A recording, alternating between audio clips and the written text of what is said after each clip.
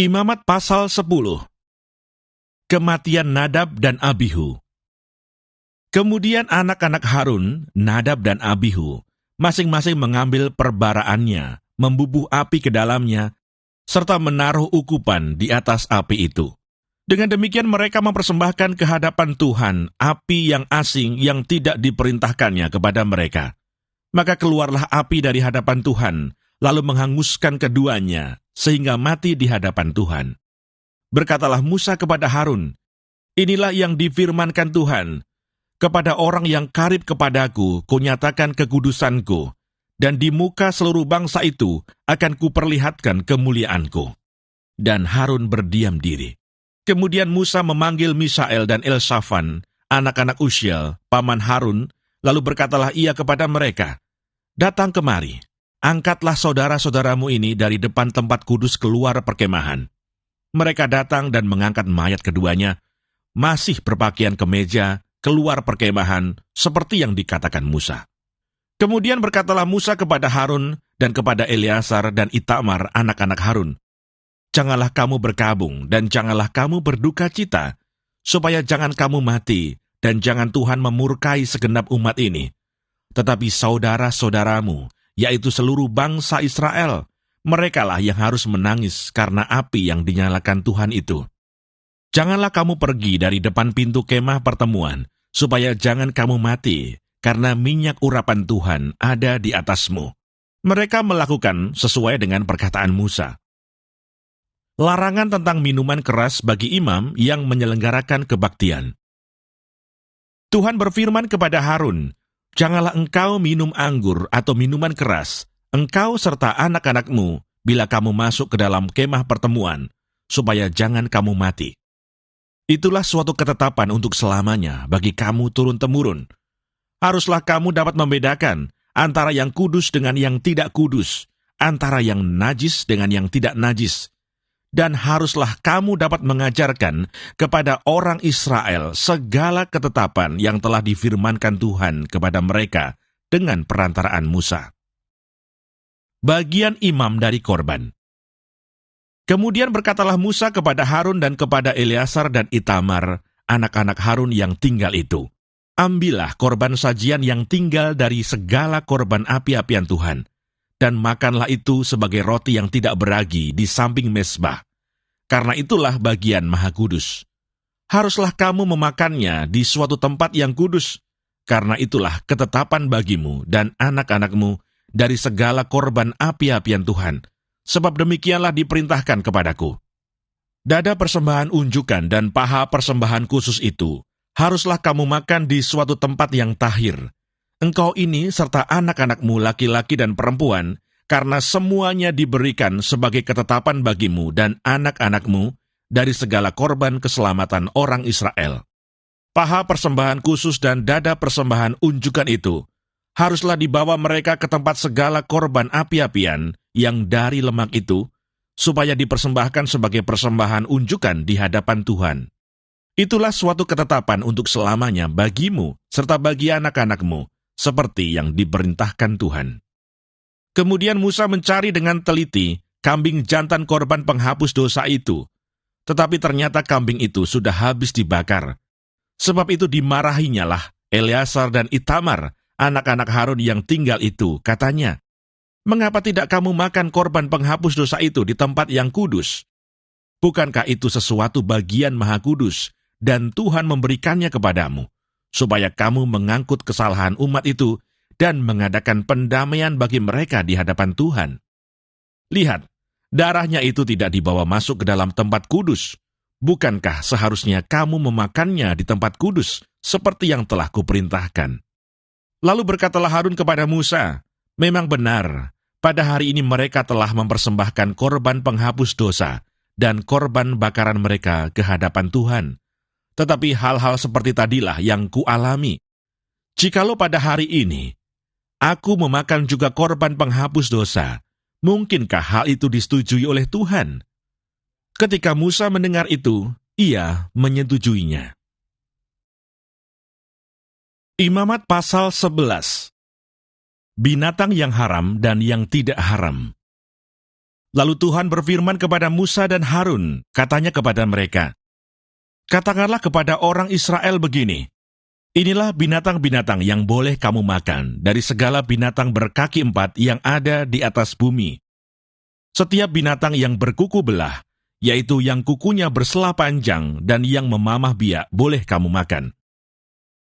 Tetapi inilah yang tidak boleh kamu makan dari yang memamah biak, atau dari yang berkuku belah, unta, karena memang memamah biak, tetapi tidak berkuku belah. Haram itu bagimu. Juga pelanduk, karena memang memamah biak, tetapi tidak berkuku belah. Haram itu bagimu. Juga kelinci, karena memang memamah biak, tetapi tidak berkuku belah. Haram itu bagimu.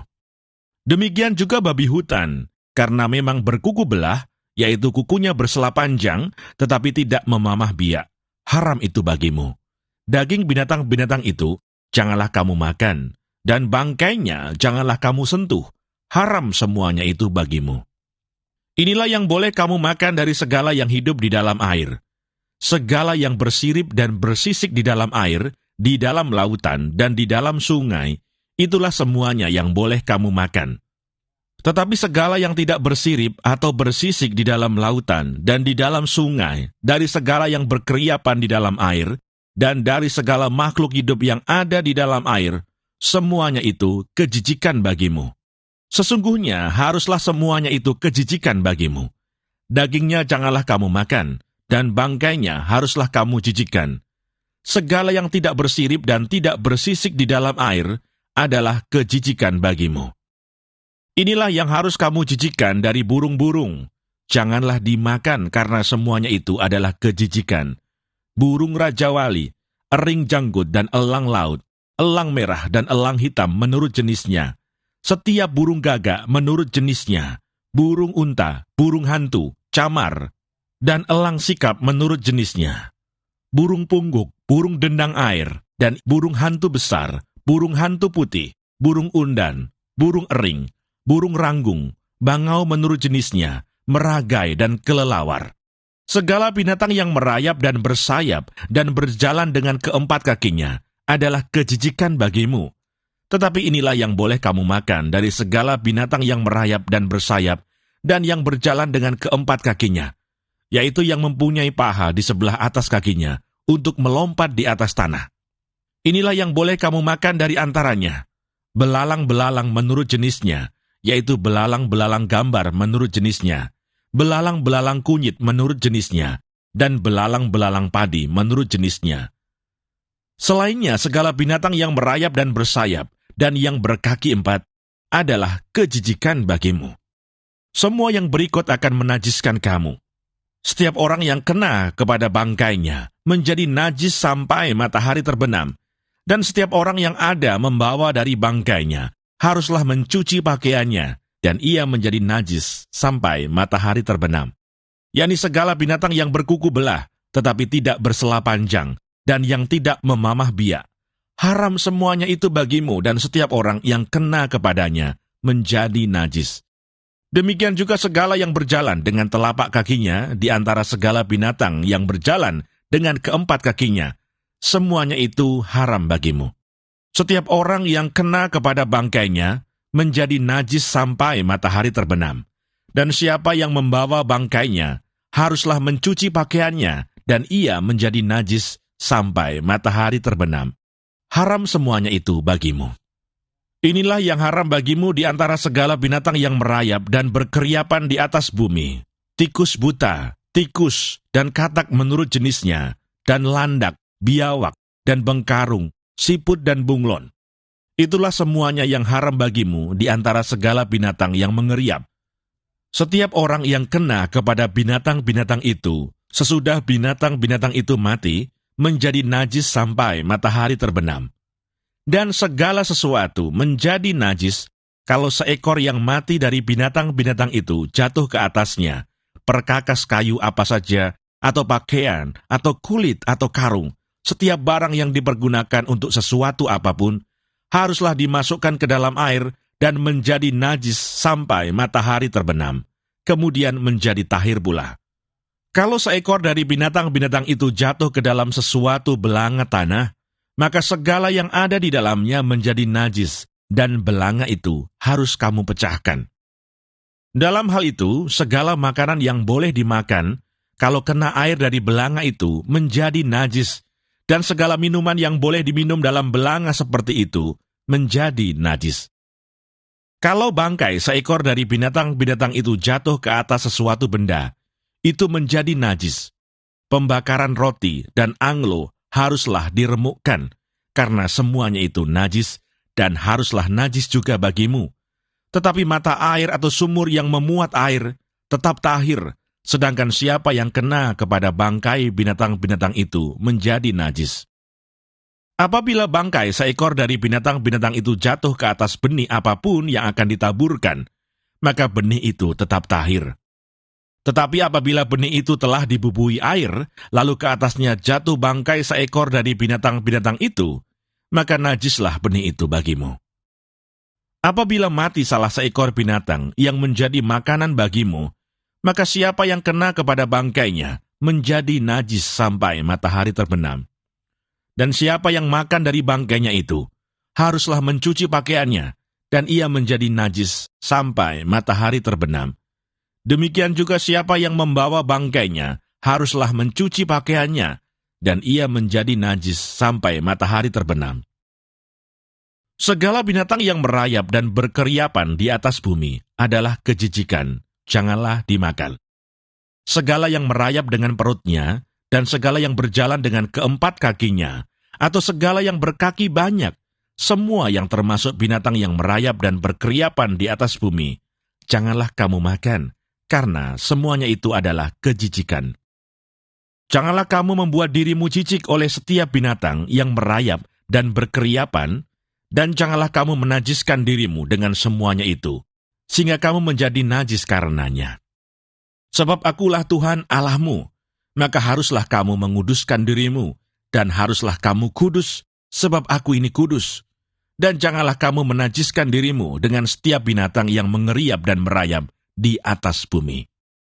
Sebab akulah Tuhan, yang telah menuntun kamu keluar dari tanah Mesir, supaya menjadi Allahmu. Jadilah kudus, sebab aku ini kudus. Itulah hukum tentang binatang berkaki empat, burung-burung dan segala makhluk hidup yang bergerak di dalam air, dan segala makhluk yang mengeriap di atas bumi, yakni untuk membedakan antara yang najis dengan yang tahir, antara binatang yang boleh dimakan dengan binatang yang tidak boleh dimakan.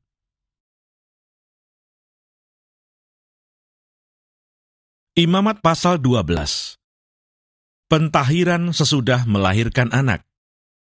Tuhan berfirman kepada Musa demikian, "Katakanlah kepada orang Israel, apabila seorang perempuan bersalin dan melahirkan anak laki-laki, maka najislah ia selama 7 hari, sama seperti pada hari-hari ia bercemar kain ia najis.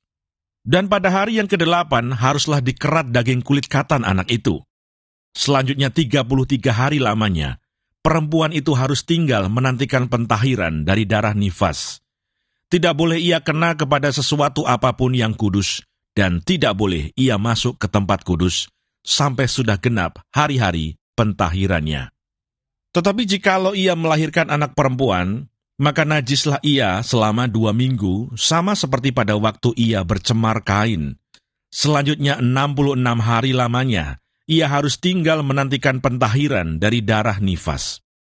Bila sudah genap hari-hari pentahirannya, maka untuk anak laki-laki atau anak perempuan, haruslah dibawanya seekor domba berumur 1 tahun sebagai korban bakaran, dan seekor anak burung merpati atau burung tekukur sebagai korban penghapus dosa ke pintu kemah pertemuan, dengan menyerahkannya kepada imam. Imam itu harus mempersembahkannya ke hadapan Tuhan, dan mengadakan pendamaian bagi perempuan itu. Demikianlah perempuan itu ditahirkan dari leleran darahnya. Itulah hukum tentang perempuan yang melahirkan anak laki-laki atau anak perempuan. Tetapi jikalau ia tidak mampu untuk menyediakan seekor kambing atau domba, maka haruslah ia mengambil 2 ekor burung tekukur atau 2 ekor anak burung merpati, yang seekor sebagai korban bakaran dan yang seekor lagi sebagai korban penghapus dosa. Dan imam itu harus mengadakan pendamaian bagi perempuan itu, maka tahirlah ia.